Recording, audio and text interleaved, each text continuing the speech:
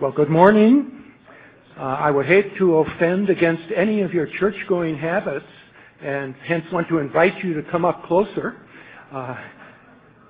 I'm Walter Nagorski from Notre Dame's Program of Liberal Studies and the Department of Political Science. And on behalf of the university and its Center for Ethics and Culture, a welcome to all of you to this lecture, The State of Marital Union, International Human Rights, Law, the Family, and the U.S. Supreme Court. And a special welcome to William Bill Saunders, our lecturer. He is a senior fellow at the Family Research Council and director of the Council's Center for Human Life and Bioethics. He has taken degrees from the University of North Carolina at Chapel Hill and from Harvard Law School. He has practiced law and taught law at Catholic University of America. He is a member of the Supreme Court Bar. On several occasions, he has provided testimony to the President's Council on Bioethics. He has lectured worldwide and presented on such outlets as National Public Radio, BBC, and Vatican Radio. He writes regularly for the National Catholic Bioethics Quarterly and has appeared in such publications as First Things and Human Life Review. He is chairman for religious liberty of the Federalist Society. In 1999, Bill Saunders founded the Sudan Relief and Rescue Corporation to aid the persecuted church in Sudan. He has worked for and written on behalf of the persecuted church for many years. Notable with respect to this lecture is that he also serves as Human Rights Counsel at the Family Research Council and directs the Council's United Nations work and international activities. There would be much more to say by way of a complete introduction, but let me take no more time from our time with Bill Saunders and call him to the podium.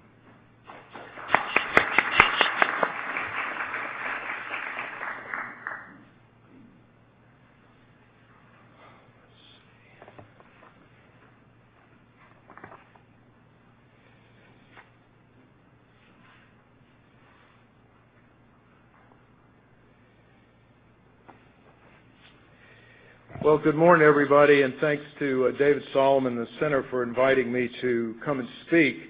I attended the conference last year, and John Keown from Georgetown and I did a joint presentation on Glanville Williams, the legal scholar who'd had a big impact on the abortion jurisprudence. And we had a great time here. We really enjoyed it, and not only the hospitality of everybody, but the fact that there's so many people here who are interested in these issues, including students.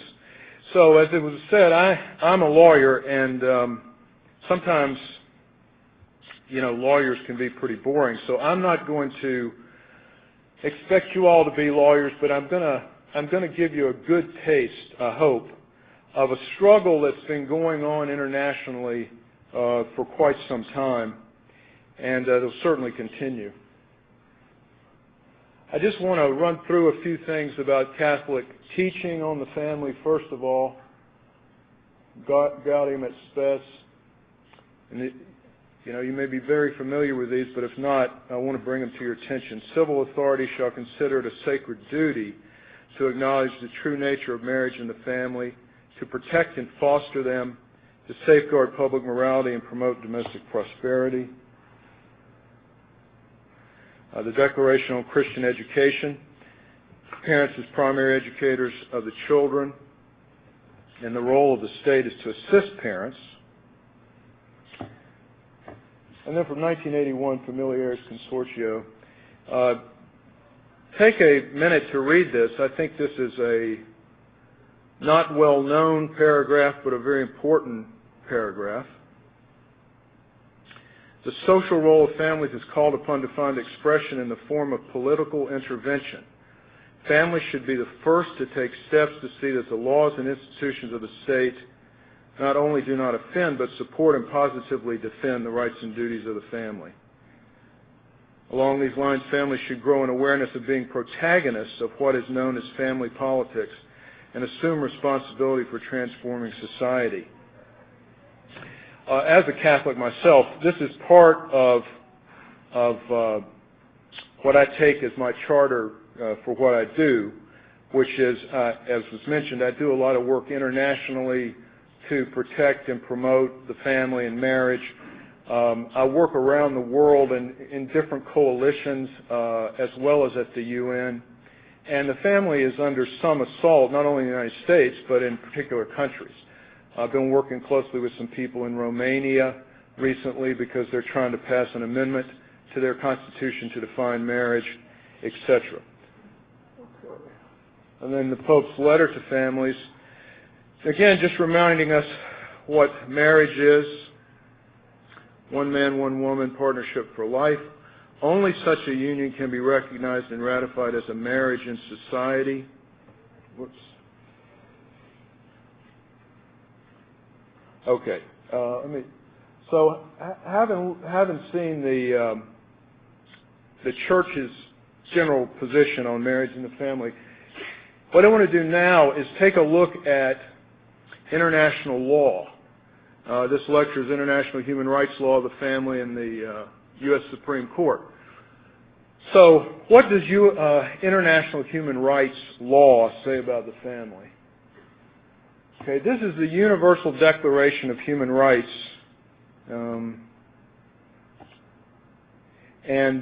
Whoops. I don't know if you're familiar with it or not. So let me just tell you a little bit about it. It came out at the end of the World War II in 1948, when the United Nations was established. The first thing they did was issue this Universal Declaration of Human Rights. There are technical questions about whether it's binding international law, which I'll talk some about in this lecture. But I think the main point for you to understand is that this is the human rights standard that when you hear people talk about human rights, everybody accepts the Universal Declaration. And this is what it had to say about the family. And again, take a minute to read through it. Number 3 there, the family is the natural and fundamental group unit of society, is entitled to protection by family and the state.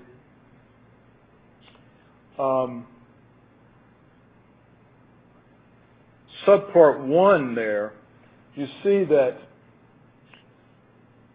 men and women have a right to marry and to found a family, and that can't be limited because of race, nationality, or religion. The importance of that is, among other things, is by specifying the grounds on which it cannot be limited, it's clear it can be limited on other grounds. And we'll come back to that. So at least under the Universal Declaration, the only things you cannot limit it on is due to race, nationality, or religion. These are a couple other provisions in the Universal Declaration. Again, if you're not familiar with this, you might find them interesting because they're very similar to Catholic social teaching. Motherhood and childhood entitled to special care and assistance. Parents have a prior right to choose the kind of education that shall be given to their children. Important thing to keep in mind, in domestic political squabbles, at least from the Universal Declaration of Human Rights, parents have the right to choose the kind of education that their children receive.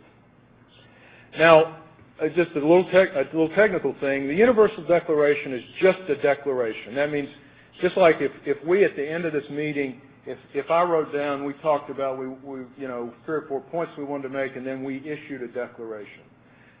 That's all it is. In other words, the UN just issued this declaration. It of itself is not binding law. In order to be bound by the law, there are 2 ways to make an obligation binding. The most common way is by a treaty. So this is a treaty, the International Covenant on Civil and Political Rights. That's a treaty. And the aim of this treaty was to put into binding law some of the provisions of the Universal Declaration of Human Rights. So you had this declaration, which in and of itself was not binding, although it expressed the sense of the whole world in 1948.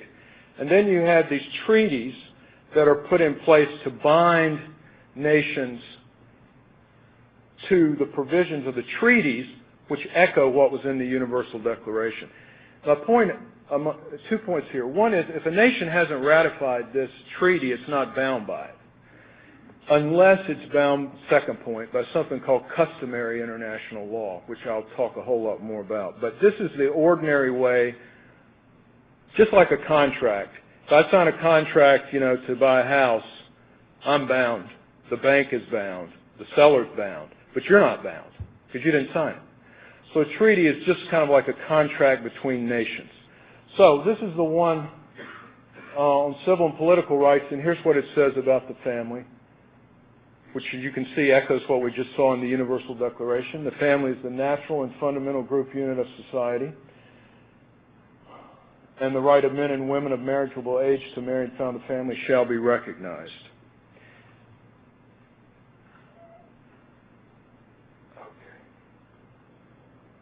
Let me back up 1 second, because my screen is going out here, so I can't see exactly what the next slide is. But so you now have kind of the basics: the Universal Declaration, the International Covenant, what it says about the family. It's pretty good. I think you would agree with me that if you wanted to write something that was kind of protective of the family, recognize the family, was in accordance with the Catholic social teaching I showed you at the beginning about the family. Actually, international standards as enunciated in the Universal Declaration and this covenant are pretty good. But that's not the end of the story, obviously. In the 90s, during the administration of President Bill Clinton, there were a series of international meetings held. You probably remember them, on population and development, which was held in Cairo, and on the status of women, which was held in Beijing. Those were the two that are particularly relevant to what we're talking about. And of course, as you know, the Holy See is a member of the United Nations, so it and all the nations of the world, since it's a UN meeting, they're all invited to the meeting. This is a paragraph that came out of this Cairo conference, 1994. And it's actually, again, it's actually worth paying some attention to this language, because it's going to be important in what else I had to say. So while various forms of the family exist in different social systems, etc., the family is the basic unit of society and is entitled to receive comprehensive protection and support. The process of change has influenced patterns of family formation. And then traditional notions of gender-based division of functions has changed as more women have paid employment outside the house. Okay, and it goes on. So I'll go back and you can see the beginning again. But at the same time, blah, blah, blah, blah, blah, blah, blah, blah, blah, blah.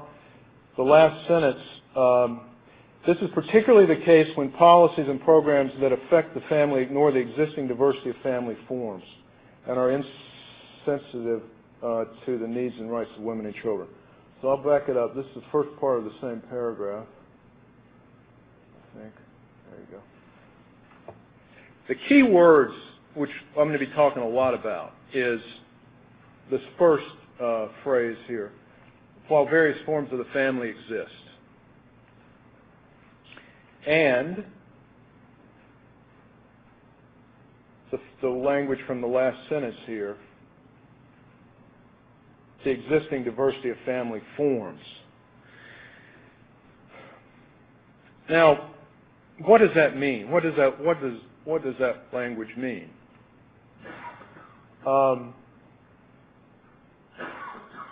These terms are not defined. You don't have an appendix that define these various terms. So in the years since Cairo, there was some discussion about what these terms meant. In the world of the UN, these undefined terms, various forms of the family and diversity of family forms, it was argued by people who wanted to promote same-sex marriage that could be included in that language. Now, this is from a statement by Cardinal Alfonso Lopez Trujillo, who just died, I think, about 6 months ago. He was the head of the Pontifical Council on the Family, and I did work with him quite a bit in a number of meetings. He gave a lecture to the Fellowship of Catholic Scholars in September 2004, which is 10 years after Cairo. So the UN, they have these meetings, and then 10 years later they have the 10th anniversary. So they kind of have a meeting, then they revisit it 5 years, and they revisit it 10 years, they revisit it 15 years. So this was on the 10th anniversary. And the Cairo year, 1994, was declared by the UN to be the International Year of the Family. So this is the 10th anniversary of the International Year of the Family in 2004. And let's see what Cardinal Lopez Trujillo said. One problem that came up since the beginning stages of preparation for the Year of the Family was the attempt to consider families in the plural and to avoid the use in singular of the family. The goal was to impose an unacceptable interpretation that evades the model of family willed by God, a natural institution, etc. So, from the beginning, from Cairo in '94, there was this effort to undermine the idea of the family founded on marriage between a man and a woman.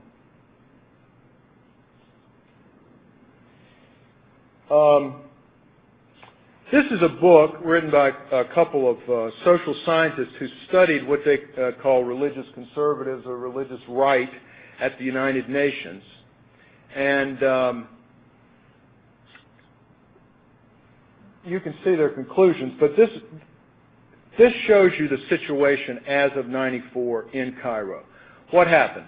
Clinton administration is really supporting this meeting and is really pushing the meeting.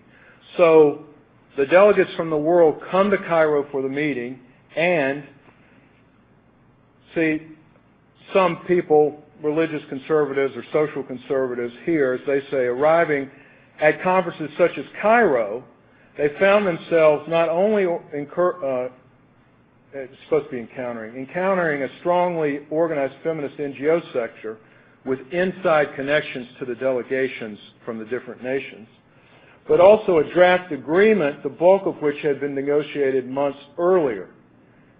In effect, they arrived too late to set the negotiations agenda. So, okay, just to sum up again. Remember I showed you those two paragraphs, that one long paragraph.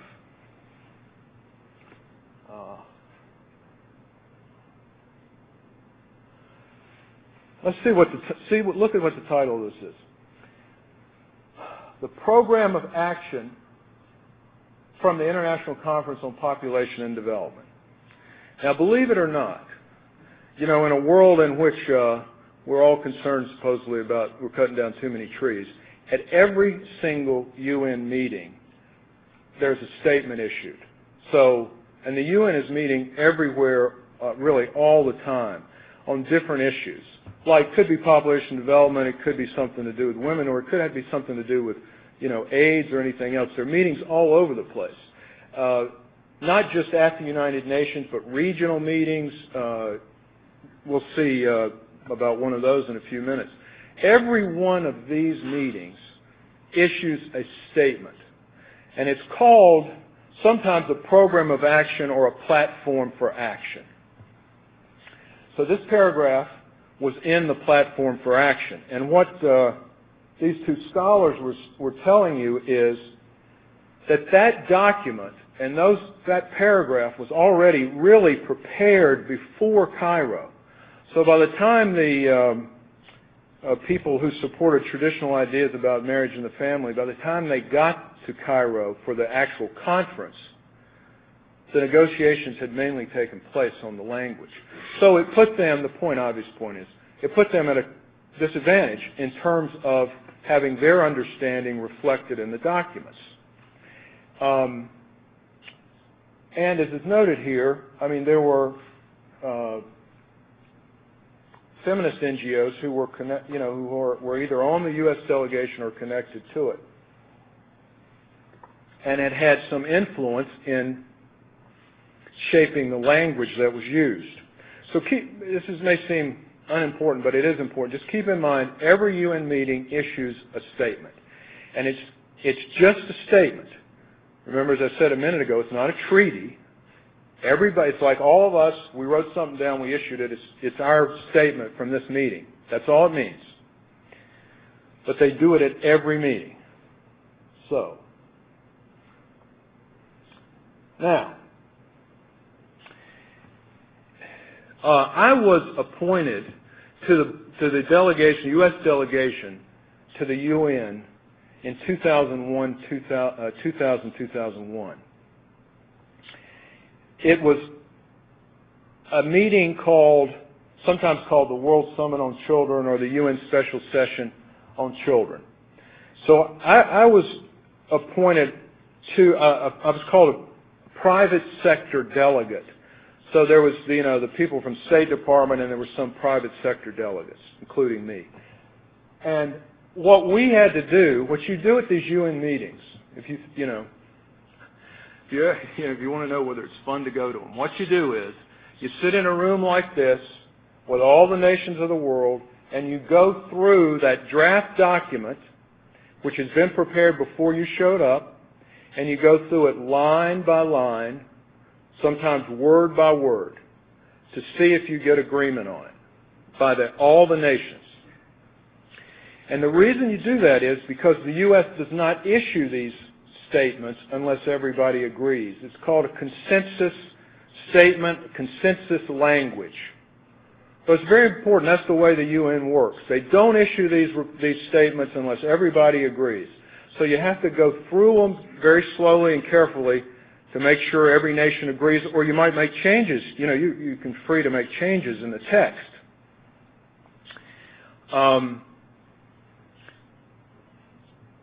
So in Cairo, that document that was issued was the product of a bunch of people sitting in the room and going through that statement. I don't know what particular changes were made in the text of the Cairo statement.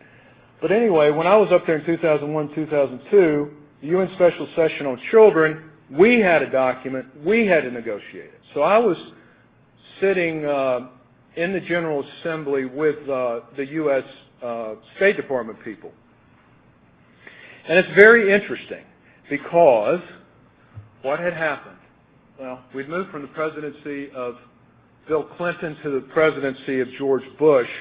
And in fact, this delegation that I was on was the first delegation under President Bush to the United Nations. So, it's important, symbolically as well. What kind of policies is the Bush administration going to pursue at the UN on issues, related to the family? What you do when you come in these rooms is everybody sits down, and then you go through, and any nation that wants to can make an opening statement. So the U.S. made an opening statement. We drafted that statement the day before.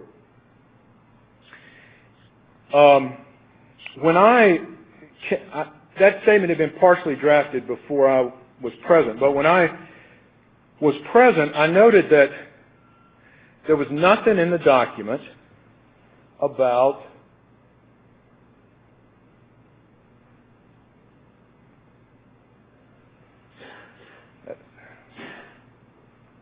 the family. There was language in the U.S. statement, not document, the U.S. statement to open this whole thing, about families, but nothing about the family. So, I suggested that the U.S. statement mention the family. I also suggested it mention marriage. For various reasons, marriage was considered, for some reason, we couldn't mention that, but we did mention the family. And although you might think that's unexceptional, it would create an uproar, a ruckus, because the administration under President Clinton had not supported the idea of the family, but had supported the idea of families. Many nations in other parts of the world that are a lot poorer than the United States were under pressure from the Clinton administration, also from the EU, to liberalize certain social policies that they, didn't really want to liberalize, but there was pressure because of the aid and assistance that you get from the rich countries. So, when our head of delegation said something about the family, it was an uproar, and a happy uproar.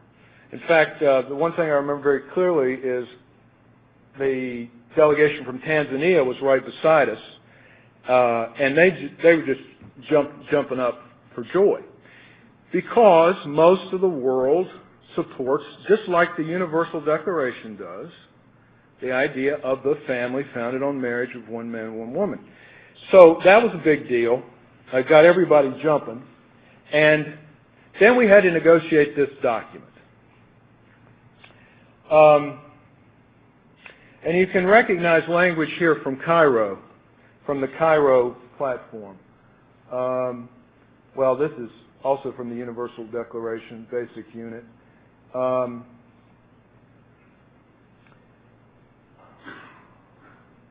Bearing in mind that in different cultural, social, and political systems, various forms of the family exist. That's a direct quote out of Cairo. Bearing in mind that in different cultural, social, and political systems, various forms of the family exist. So it repeated that language.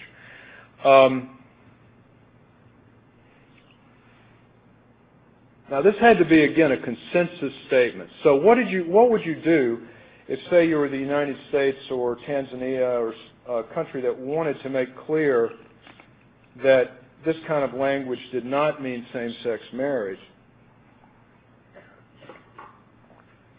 Because in the years since Cairo, from 94 to 2004, that argument had been made that somehow it did mean same-sex marriage. Well, this is what every nation has the right to do. You can append a statement. So you say, this is your clarifying statement. The U.S. says, we support the document. It's a consensus document, but here's our clarifying statement. So, again, it's a long paragraph, but I think it's very important. So let's look at the language. This is the U.S. statement that should be always a part of the platform for action from the special session on children. This is part of the document. So this is what the U.S. understood these terms to mean. Look at the next to last sentence. As regards the phrase various forms of the family, the U.S. understands this to include single parent and extended families. And then go back to the beginning.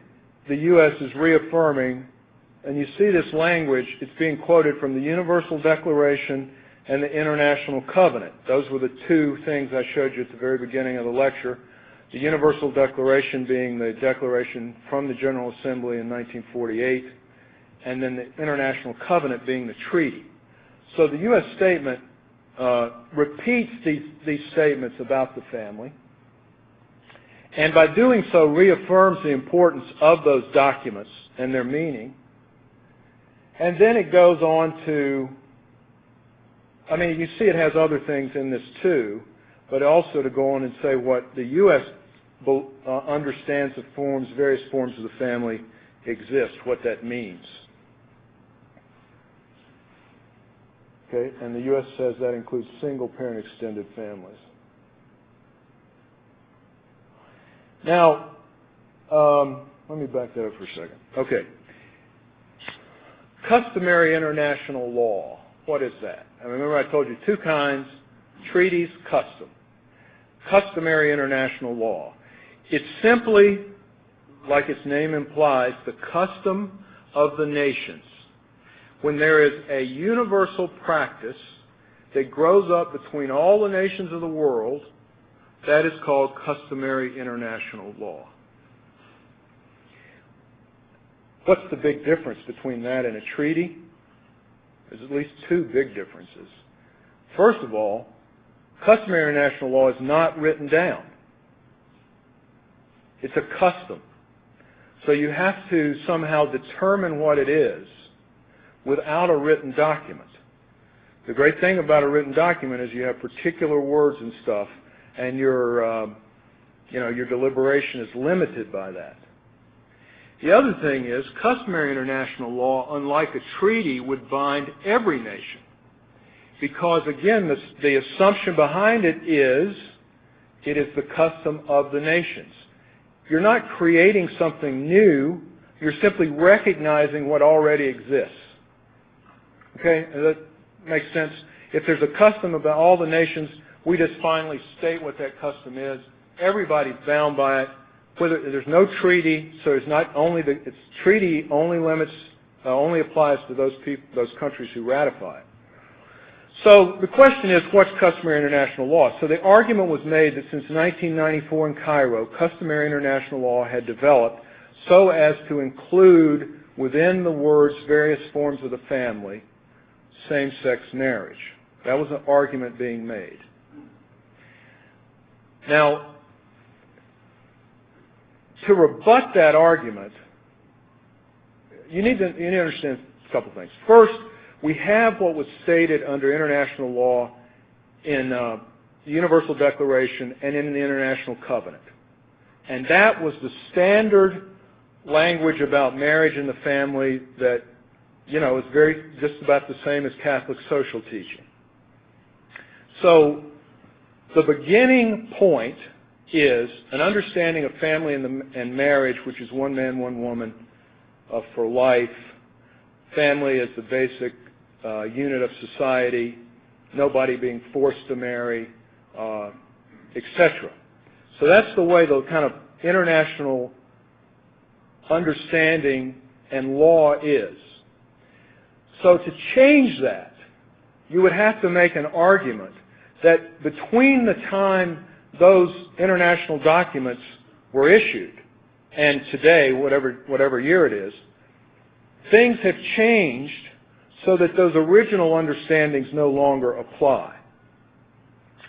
And if you wanted to do that, and those that wanted to do that, what they said was, well, when they started using the words various forms of the family in 1994 in Cairo, that indicated the world was changing its idea of marriage and the family to include same-sex relationships. So it's point counterpoint. That's their argument. What's the rebuttal to that? Well, as I mentioned a minute ago, customary international law is the custom of all the nations of the world. It's an agreed practice by the nations of the world. So if you could show that, some nations of the world do not agree to same-sex marriage, then you would not be persuasive that the meaning had changed, right? Because if it's changed, it has to reflect, again, the either unanimity or basic unanimity among the nations. So one of the important things about the U.S. Interpretive statement that I showed you a second ago is it shows that the U.S. certainly in 2001, 2002, does not understand various forms of the family to be anything other than the originally intended language from the Universal Declaration. Now, another big event that was a very big event that was held to reaffirm traditional understandings of marriage and the family is this Doha International Conference on the Family. as you can see, there was a whole series of meetings. Some people, maybe in this room, but some people at this conference attended some of these. There were, meetings in different places around the world, which ended up with an intergovernmental conference in Qatar. And at that conference, those present, representing their governments, negotiated a statement, just like a statement from Cairo, right? The Cairo conference. This was the statement from the Doha meeting. And this statement simply reaffirms traditional understandings of marriage and the family. There were, let me show you some of these. Let's just glance through some of this. Again, family is natural and fundamental group unit of society. The Doha Declaration, the Doha meeting and declaration was in 2004, which is, again, 10 years after the original International Year of the Family. So this was a big deal because the UN asked for nations of the world to do things to commemorate the 10th anniversary of the International Year of the Family. So the Doha Declaration and the Doha meeting was one of those things in direct response to the UN invitation. Okay, so there were a lot of scholarly papers presented at these meetings around the world. And then here, we reaffirm international commitments to the family and call upon all governments and international organizations to take action to protect the family. This is just selected parts of the document, but we affirm the family's natural fundamental group unit, primary responsibility for raising children,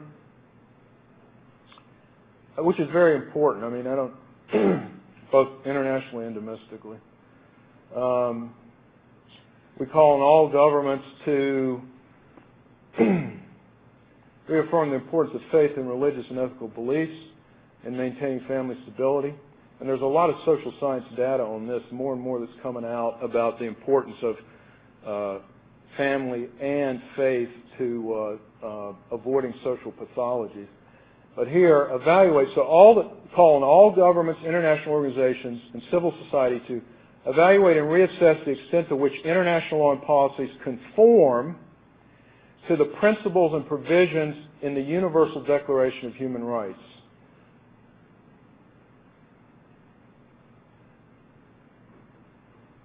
Okay, let me back this up. So, 2004, that meeting was held in Doha in November. In December, Qatar took this declaration to the General Assembly, and it presented it as a resolution for the General Assembly to consider adopting. And this is what happened.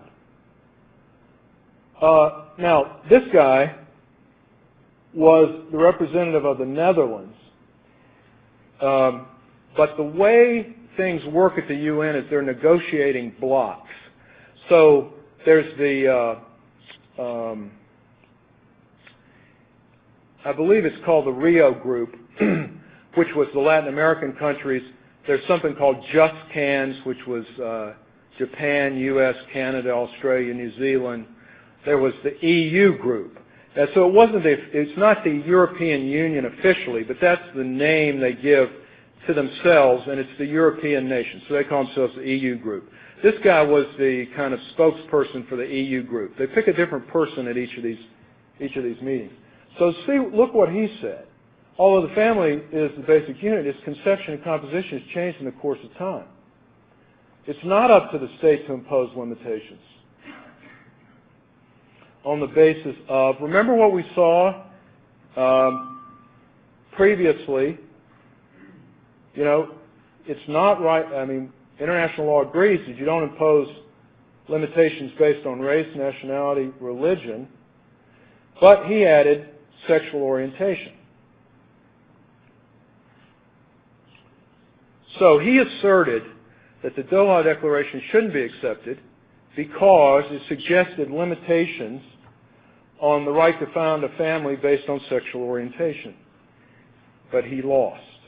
In the end, the Doha Declaration was accepted, well, it was co-sponsored by 150 nations, including Russia, China, United States, all members of the Group of 77, which used to be called the Non-Aligned Movement. In the old days, you may not know that, but for those of you that are younger, but it used to be the group that said it wasn't communist and it wasn't, capitalist. It was something in between. All of them supported it. And here's what the General Assembly President said: I particularly welcome the Doha Declaration, which reaffirmed international commitments, and called on governments to take effective measures to support the family. And then this is the press release. The text was adopted without a vote as orally revised. There wasn't any significant revision to the text. So it was accepted by the UN General Assembly. So it has some status under international law. I mean, it was issued at a meeting, the Doha meeting, and it was accepted at the UN. But even apart from that, remember, the idea of customary international law is you have to have unanimity. So at a minimum, no matter what else, there are 150 nations of the world which see marriage as between a man and a woman. So there cannot possibly be unanimity on the idea that the definition of marriage is changed to include same-sex marriage, because you would have to have unanimity. You don't have anything approaching unanimity. Now, but the fight goes on, the struggle goes on about same-sex marriage and whether or not it should be a right. Yogyakarta principles from just a couple of years ago, and this is an effort, it doesn't have any official status, but it is an effort to advance same-sex marriage internationally.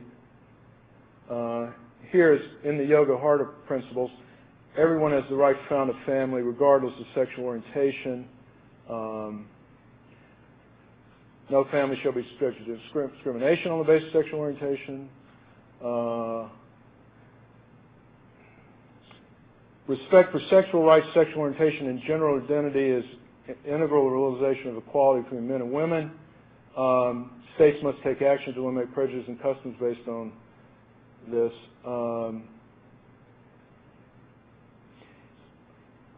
And noting that the international community has recognized the right of persons to decide freely and responsibly on matters related to sexuality, sexual and reproductive health. Okay, this is an assertion. I mean, this is not a binding document, but this is the view of this thing that's out there called the Yogyakarta Principles.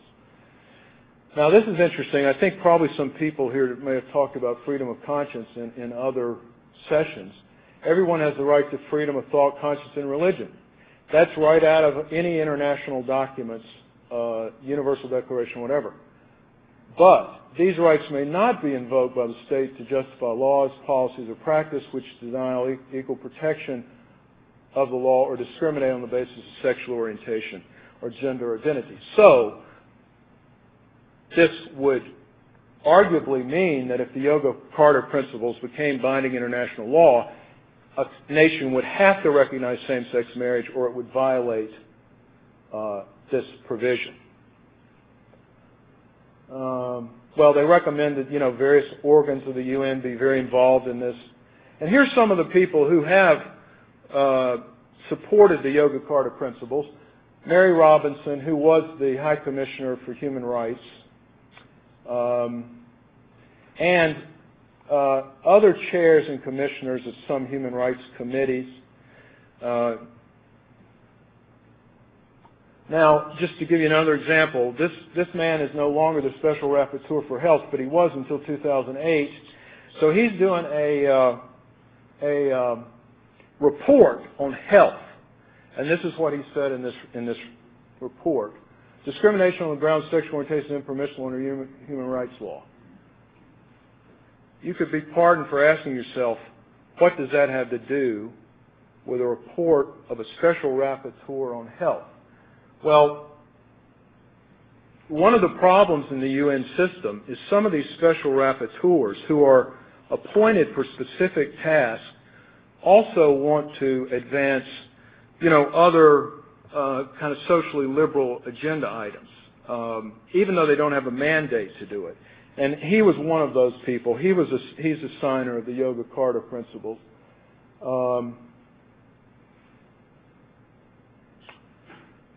Same thing. I mean, some of this code words I just mentioned quickly in case you don't know it. When they talk about sexual rights or reproductive health care, they're really covering abortion. They want to cover abortion by that language. Okay, so I've given you kind of the Catholic understanding of family and marriage. Now we looked at international law, and we looked at what's been going on at the UN. And this talk is also supposed to be about the U.S. Supreme Court. So let me tie this in as to why this is not an abstract kind of mildly interesting issue. Maybe only of interest to people like me who are lawyers. Okay, here's what's called the Roberts Court because John Roberts is now the Chief Justice. They always call him after the Chief Justice. Here's the U.S. Constitution. Obviously, in the U.S., this states the base law for our country. If you haven't looked at it lately, the Constitution, laws of the U.S., that means national federal laws, and all treaties made or which shall be made by the U.S. are the supreme law of the land. Okay, so that means treaties are as binding as a federal law. And in fact, there's a lot of question, if a treaty comes after a federal law, does it revoke the prior federal law, etc.? There's all kinds of legal questions. But the point is, under our Constitution, treaties are binding on us. But notice what is not in there. There's no language in here about customary international law, right? Nothing about customary international law. And remember, those are the two ways: treaties, which are mentioned here, or customary international law. So you don't have to worry about the details of this, but it is the case that customary international law has some legal effect in the United States courts. It's unclear, to me anyway, exactly what the settled doctrine is on that. It's not as important as treaties or federal law or the Constitution, as I just showed you. It's not as important as any of these sources of law, but it is recognized to some extent in U.S. courts. And so the issue, remember, customary international law is not written down. So the question is, how do you prove what it is? How do you figure out what it is? If the U.S. courts recognize customary international law, how do we figure out what it is? And this is the kind of standard law school, traditional way you find out what customary international law is. And I'll just read it here. See, where there's no treaty, because if there's a treaty would control because you'd be a party to the treaty. Customs and uses, as evidence of the customs, the works of jurists and commentators who by years of labor have made themselves particularly well acquainted with the subjects on which they treat. Such works are resulted to by judicial tribunals not for the speculation of their authors concerning what the law ought to be, but for trustworthy evidence of what the law is. Okay, because remember, the whole thing about customary international law is we just want to enunciate what is already customary international law. Now, as I said, the traditional standard is it's unanimous. It's been established over decades, if not centuries. And that is being challenged by the left, and legal scholars on the left, they want to challenge that. This is an excerpt from a brief filed by the Center for, it's now called the Center for Reproductive Rights. It's the pro-abortion lawyers group. They file lawsuits all around the world, like they did in, for instance, in the Supreme Court of Colombia and in Mexico City and Mexico Supreme Court, to advance the idea of abortion as a international human right. The reason I bring it up here in the context of the family is just to show you what the left is arguing against that traditional definition of the need of unanimity established over decades, if not centuries, and not speculation about what the law ought to be, but just good evidence of what it is. This is what they say. It seems somewhat similar to what I read, but it's quite different. These are, okay, first of all, writings of international law jurists. That includes, what they mean by that, includes speculative writing about what the law ought to be. And, look at this, documents produced by UN conferences. Remember what I told you before. Every single solitary UN meeting produces a statement. Every one of them. So they're saying good evidence of what the custom of the world is to see what these statements are produced at these UN meetings. Now, as I told you, with the Cairo document and various forms of the family, that was consensus language. Remember, you had to negotiate. Consensus language. If you go to another UN meeting, do you want to negotiate a document from no words to a 300-page document? No. What you try to do is you take what they call previously agreed consensus language, and you repeat it. So since various forms of the family had been used in Cairo, it was repeated in documents at all these other UN meetings anytime they were talking about the family. So the left argued that repetition of that phrase coming out of these UN meetings actually meant a dedication to change the definition of marriage to include same-sex marriage. You couldn't make that. You have to change the way you understand how you find customary international law to do that. Because if we go back to the traditional definition again, you look for these jurists who have studied it for years to tell you what it is. You don't look at documents that come out of these UN meetings. I can tell you, having been at those meetings, those are not, run for the hills if your lives are going to be governed by those documents, because they are simply kind of the product of a bunch of people who are tired trying to get something done. It's never ratified by the U.S. or any other country. It never comes back to a parliament or to an executive. The executive is behind it, but it never comes back to the parliament, never comes back to a referendum by the people. So to suggest that the position the U.S. might have supported at some UN document shows the U.S. position on an issue is going way too far. And these documents were leaked to Congressman Chris Smith, who put them in the congressional record. And again, it's more of this language. They say international law can be found by soft norms, which, look, interpretations of treaty committees, resolutions of intergovernmental political bodies. They're all over. The UN has tons of these things. Agreed conclusions at international conferences. That's the statement everybody issues at the end. So the left wants to argue, and some people on the left, even some people I went to law school with, will argue that in fact you can find customary international law from a single international meeting, because at an international meeting every country is represented. That would be instant customary international law. Not over centuries, but instantly. That has not been accepted by our courts. But I just want you to understand that's what's going on to advance some of these things, like a right to abortion and a right to same-sex marriage as an international, as a human right.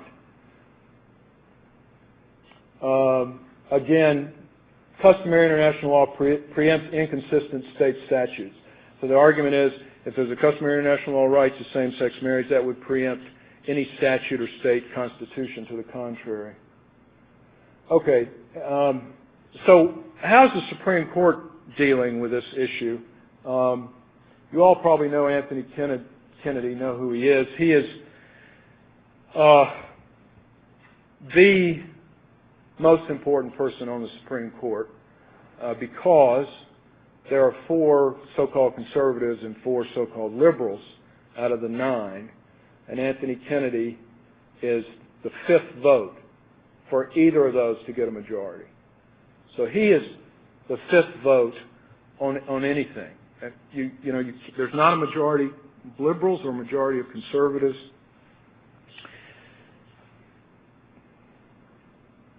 This is what Justice Kennedy wrote in Planned Parenthood v. Casey.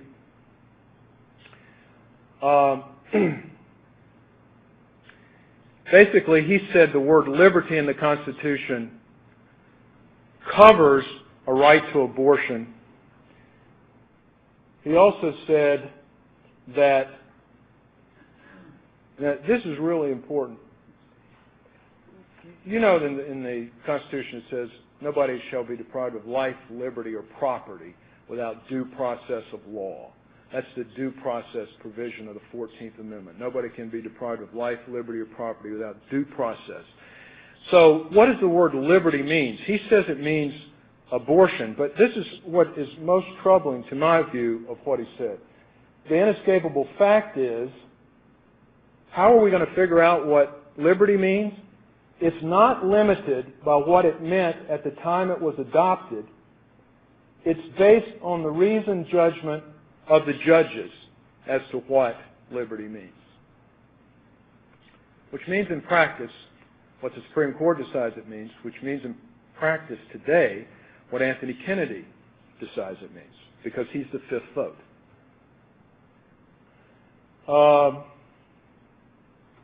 And this is pretty famous. You've probably all seen it. This is his mystery passage. If you haven't, you should be aware of this. This is his controlling kind of judicial philosophy. This is how he interprets the meaning of liberty in the Constitution. At the heart of liberty is the right to define one's own concept of existence, of meaning, of the universe, and of the mystery of human life. Now, that was subjected to extraordinary criticism as being a kind of vacuous definition. But in a very important case in 2003, the Supreme Court, through Anthony Kennedy, reaffirmed that in Lawrence v. Texas. Lawrence v. Texas, as you know, was the case in which the question was whether you could have laws against homosexual sodomy or not. The Supreme Court, reversing a decision it had made in 1987 called Bowers v. Hardwick, said you could not have such a law because it violated the Constitution's right to liberty, okay, that it would infringe your constitutional liberty interest. And the point I'm making right now is, again, Kennedy wrote it, he wrote the opinion, and he reaffirmed this idea of the understanding of liberty, the right to define one's own concept of existence, of meaning, of the universe. So the criticism, scholarly criticism, did not dissuade him from repeating that. I want to show you a couple of things that are troubling about this decision of Lawrence v. Texas, regardless of what you think about the merits of the particular issue, just on the way the court decided it, that should give us some concern, I think. Let's see. Well, how's the court, and really Anthony Kennedy, because he's the important vote, how's he going to determine whether or not liberty includes the right to engage in homosexual sodomy, that so the state cannot outlaw it? Well, these are the kind of things he looked at. He looked at a report from the British Parliament. He looked at a decision of the European Court of Human Rights. Now,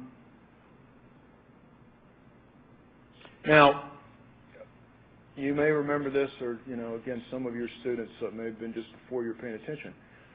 This kind of upset a lot of people. I mean, we're talking about, remember, what does the U.S. Constitution mean? What is the meaning of the word liberty in the U.S. Constitution? Not what liberty is in a philosophy class or anything else. So why look to what the English Parliament or the European Court of Human Rights said. And here's what he says. To the extent Bowers relied on values, Bowers was the case that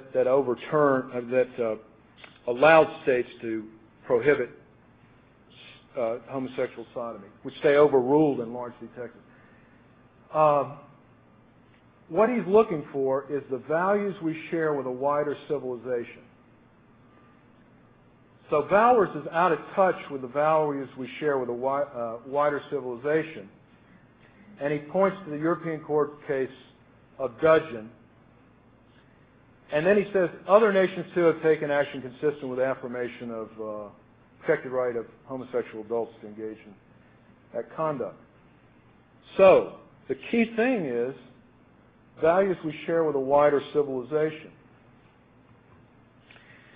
Now think about that for a second. Do you want the Constitution to be interpreted, words in it, by values we share with a wider civilization? I mean, alternatives are, for instance, what did the words mean when it was adopted, etc. Or, and even if you do want that, how come it is in a multicultural and diverse society like the United States is, that the only place that we are looking for values we share with a wider civilization is Europe? As some people ask, why didn't he look to laws about this in Africa or Asia or Latin America or the Middle East? Why is it he only looked to Europe? It's odd if you think about it. The U.S. is not kind of a European nation. I mean, it's not just European immigrants. We have immigrants from all over the world. But he looked only to Europe, and Europe has the most liberal laws on homosexual conduct and issues like that. So what's going to happen next? I mean, the point of all this is to give you an overview of what's going on and what could happen in the next case. There is no case pending at the moment, but what if a case comes up and it asserts that there is a constitutional liberty right for same-sex marriage? What is the Supreme Court going to do? Well, I've tried to suggest to you that if it is honest about international law, it cannot find that there is an international right to same-sex marriage because the founding documents do not provide for it, and any argument about custom developing has been blown apart by Doha and other things where the nations reaffirm the traditional understanding. So there isn't any international right. But Kennedy is looking at values shared with a wider civilization. And here's a key thing. And this is from the opinion, persons in a homosexual relationship may seek autonomy for these purposes, just heterosexual positions do. And he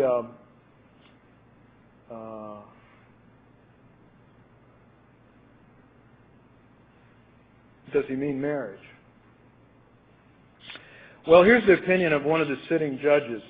How should we decide what the Constitution means? Justice Breyer says, who's one of the liberals on the court.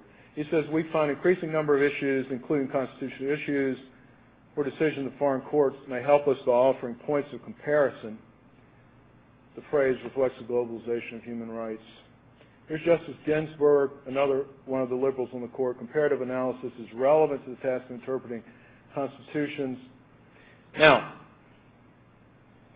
so bottom line is, I don't know what the Supreme Court's going to do. If Anthony Kennedy is the important fifth vote, which he is right now, assuming the composition of the court doesn't change, the whole question is, what does Anthony Kennedy understand liberty to mean?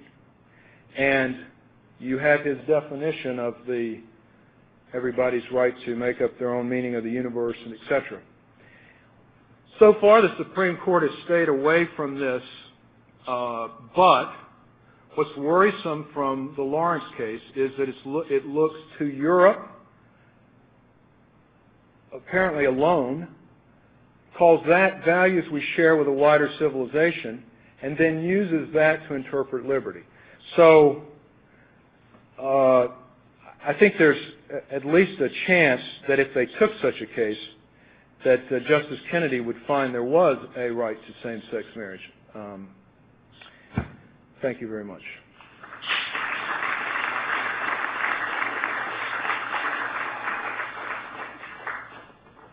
We have just a few minutes for questions, and I'm glad to see that some of you have approached the mic. Let's start on this side and then go there. Oh, wonderful presentation. I wonder if the general take-home line shouldn't be, human rights language is very dangerous. It has become fully co-opted by post-traditional people like Ronald Dworkin, Amy Gutmann, and no responsible person should ever again talk about human rights. That's number one. And number two, the sleeper here is the concern about discrimination against women. If one is an Orthodox Jew, Orthodox Christian, or Roman Catholic, one is heterosexist and male chauvinist. Because that would probably bear against the male priesthood, and everyone would condemn Ephesians 5 as sexual pornography. So it would seem to me we should talk about the joy of discrimination, we should talk about inequality, and we should never talk about human rights again. That's a very respectable point of view. But the counter argument there is that the world lingua franca is human rights.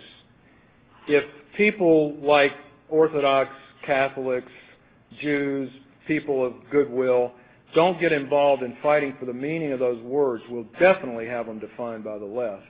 And the original human rights documents are very good. They're not perfect, but they're very good, and if you could not get them today. Well, we can gain the high ground. One shouldn't be timid in a war. We should develop the intellectual force to say, hey, the rights of Englishmen we can understand. Human rights, they're dangerous. I sort of following the same spirit, maybe not the same language, but I remember in my younger days reading Aquinas and Augustine on the question of prostitution, and was shocked to find that Aquinas said there shouldn't be any laws prohibiting it. You just have to leave this sort of thing alone. It seems to me with regard to the same-sex amendment sort of language, it seems to me this is the wrong fight for Catholics or Christians to get involved in. It's not a winnable situation. If we lose, the definition ends up becoming pro-homosexual and it elevates same-sex relationships to a kind of ideal in the society, and that'll be a very bad thing. Also, it seems to me that the society shouldn't be making special accommodations based on affection or the sexual proclivities of its members. So it seems to me, and they shouldn't try to eliminate that kind of behavior as long as it doesn't involve children. So it seems to me the Aquinas sort of approach, or Thomistic approach, might be to say something like, remain mute on the whole question of marriage. Don't elevate it. Don't make any special accommodations for it, and instead make special accommodations for families, groups who have children based on either biological or legal relations, and just absent completely from the whole question of same-sex marriage. Yeah. Well, I mean, I can't, one thing I would say is, I don't think you're compelled to outlaw homosexual sodomy. So, Lawrence v. Texas, you might agree with the outcome of the decision. But the thing I did want to point out is there is this international effort to raise same-sex marriage, or to make it an internationally recognized human right, which we have to, in my opinion, we have to engage and fight it. We can't, otherwise it will be declared by the United Nations, and then our Supreme Court will say, see, I told you so, here's customary international law, and it gives that right. Thank you, Professor, for your presentation. I have a very practical question.